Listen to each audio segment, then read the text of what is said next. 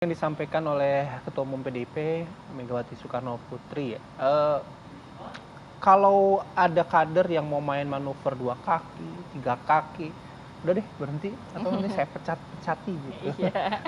Oke, kita sudah kehadiran dua narasumber untuk membahas mengenai Rakernas kemarin, di mana banyak arahan yang diberikan oleh Megawati kepada kadernya. Sudah hadir di studio Mas Gun Gun Herianto, dosen komunikasi politik UIN Syarif Hidayatullah. Assalamualaikum, selamat pagi Mas Gun. Selamat pagi, sehat Mas? Mas Bayu, selamat pagi. Alhamdulillah sehat ya.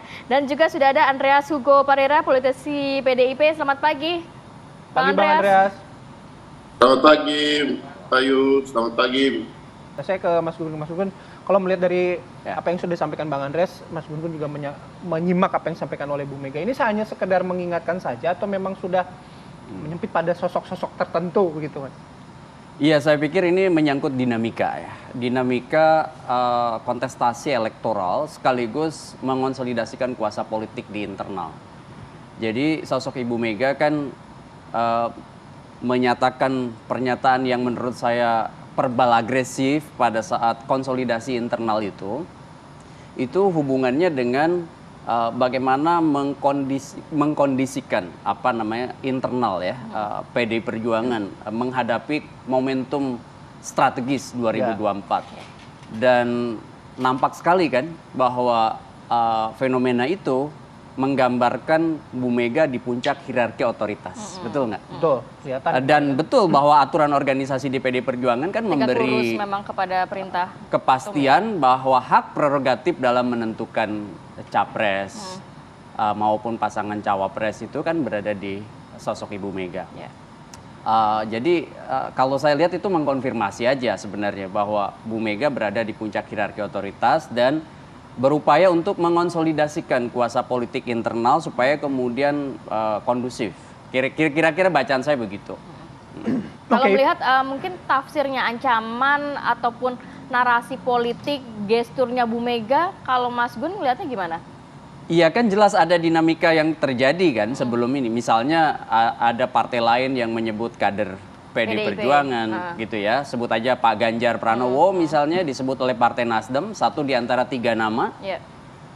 Kemudian juga kan godaan untuk main 2 kaki dari kader itu terbuka sebenarnya, mengingat apa momentum pemilu itu biasanya akan ada aja irisan persuasi untuk kemudian membawa misalnya figur-figur potensial berkolaborasi kerjasama politik atau sebut aja koalisi dengan kekuatan lain, karena dinamika internal juga belum selesai kan. Maksud saya begini, sejumlah pertimbangan misalnya ketokohan figur berarti ya, kemudian dinamika internal dan eksternal partai politik itu akan menurut saya menjadi warna gitu ya. Kayak misalnya pergerakan si A si B di elit partai, apakah kemudian mengonsolidasikan kuasa politik di luar misalnya garis hierarki partai, kan mungkin aja ada sekelompok kecil di internal PD Perjuangan yang keluar dari batasan afiliatifnya. Maksud saya, oke, ini ada putusan partai yang memberi hak prerogatif pada pada Pak Bu Mega, tapi kemudian ada aja misalnya yang kemudian bermanuver, kan memungkinkan. Kenapa? Karena namanya politisi kan. Makanya kemudian saya membaca bahwa ada ketegasan dari Ibu Mega untuk mengkondusifkan internal PD Perjuangan. Kira-kira begitu. Pertemuan Projo ini sempat mengindikasikan pilihan capres begitu 2024. Ya ini kan komunikasi yang tersamar ya. Artinya tidak mention satu nama. Yeah. Lebih bersifat umum. Dan itu menurut saya bisa menjadi pesan bagi siapapun, termasuk Pak Jokowi, termasuk Pak Ganjar, atau siapapun yang mengonsolidasikan di luar garis partai, kan begitu sebenarnya. Tetapi memang bacaannya tidak bisa dilepaskan dari konteks ya. Bahwa dinamika internal sekali lagi belum selesai nih. Masih ingat konstelasi 2014 dulu kan? Bagaimana misalnya awalnya PD Perjuangan ingin memajukan sosok Ibu Mega, tapi kemudian di sisi lain muncul nama Pak Jokowi. Waktu itu rising star ya setelah memenangi kontestasi 2012. Dan elektabilitasnya tinggi, kemudian kan terjadi juga dinamika. Dan game changernya ada di Bu Mega. Waktu itu akhirnya Bu Mega ambil putusan untuk berkomunikasi dengan partai lain, mengusung sosok Pak Jokowi. 2019 menurut saya landai. Kenapa? Karena PD Perjuangan punya figur incumbent waktu itu. Jokowi ya? Ya Pak Jokowi.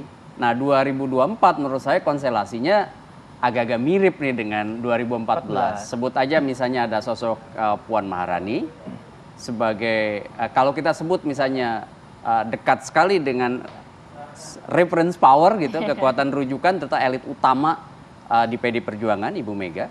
Tapi di sisi lain juga ada sosok yang sebut aja punya modal elektoral.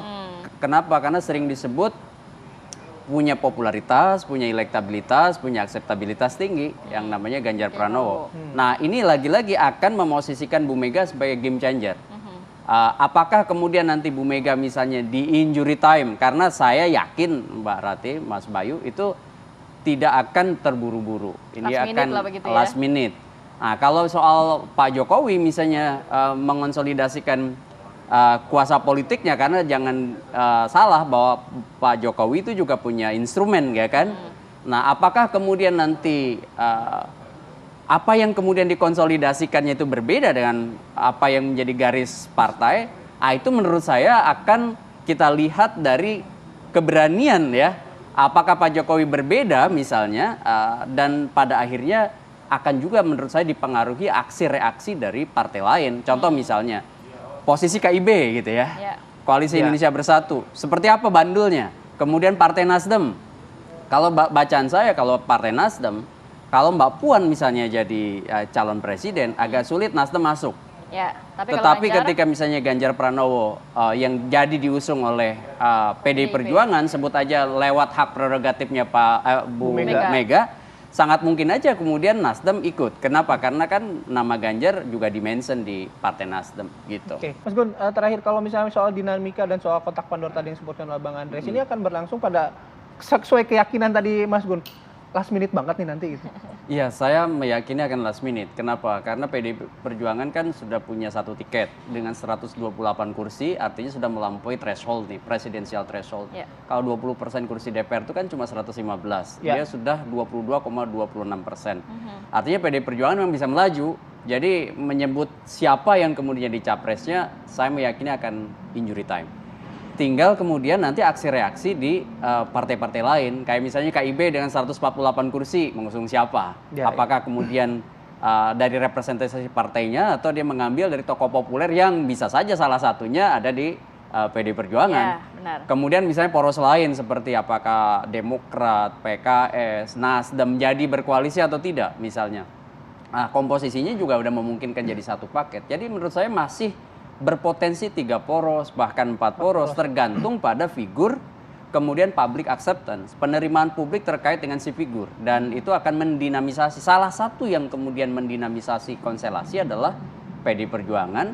Kenapa? Karena PDI Perjuangan dari awal sudah bisa positioning dalam kandidasi, bukan menang atau tidaknya dalam pemilu ya, mulusnya dalam kandidasi gitu maksud saya. Kalau soal kontestasi nanti realnya setelah melalui proses kandidasi, menurut saya banyak faktor. Antara lain adalah apakah figur yang diusung PDI Perjuangan itu punya cukup modal elektoral atau tidak untuk bertarung dengan pasangan yang diusung oleh koalisi lain. Gitu.